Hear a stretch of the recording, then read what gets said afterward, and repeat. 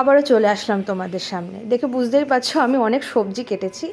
আজকে রান্না করব সবজির তরকারি। আগের দিন খুব তোমাদের ভিডিও দিয়েছি চটজলদি কীভাবে সবজির তরকারি রান্না করতে হয় কম সময়, সেই রেসিপিটা কিন্তু আমার আগে দেওয়া রয়েছে।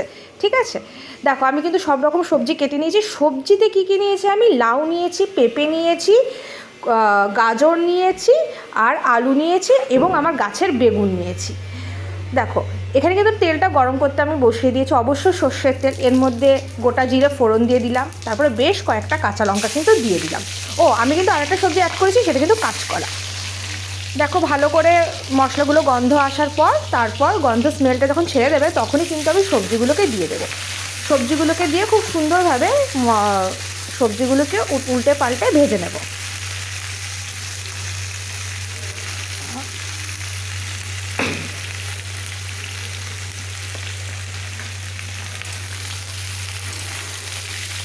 তখন আমি কিন্তু সবজিগুলোকে ফোড়ন দিয়েই আস্তে আস্তে কিন্তু ভেজে নিচ্ছি।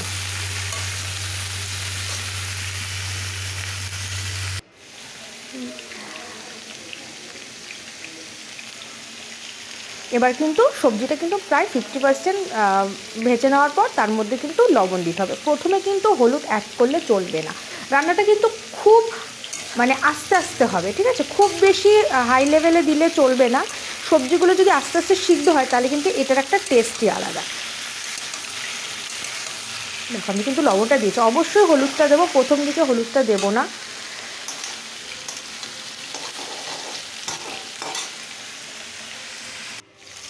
দেখো আমার কিন্তু সবজিগুলো মোটামুটি ভাজা কিন্তু হয়ে গেছে।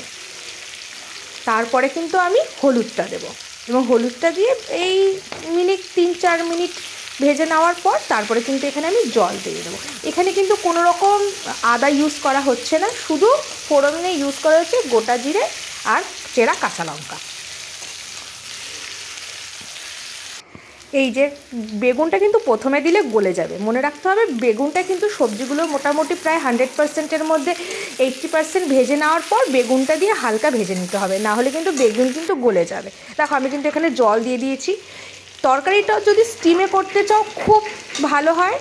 আমি কিন্তু যেহেতু সবজিগুলো সিদ্ধ হয়ে গেছে তার জন্য কিন্তু আমি আঁচটা বাড়িয়ে দিয়েছি। ঠিক আছে, দেখো আমার কিন্তু আমি মাখা মাখা করে কিন্তু সবজিটা আমি করে নিয়েছি। তোমরা যেরকম ঝোল চাও ঝোলও খেতে পারো, কিন্তু এটা কিন্তু মাখা মাখা দিয়ে খেতে খুব ভালো লাগবে। তোমরা চাইলে ওপর দিয়ে ধনেপাতাও ছিটিয়ে দিতে পারো।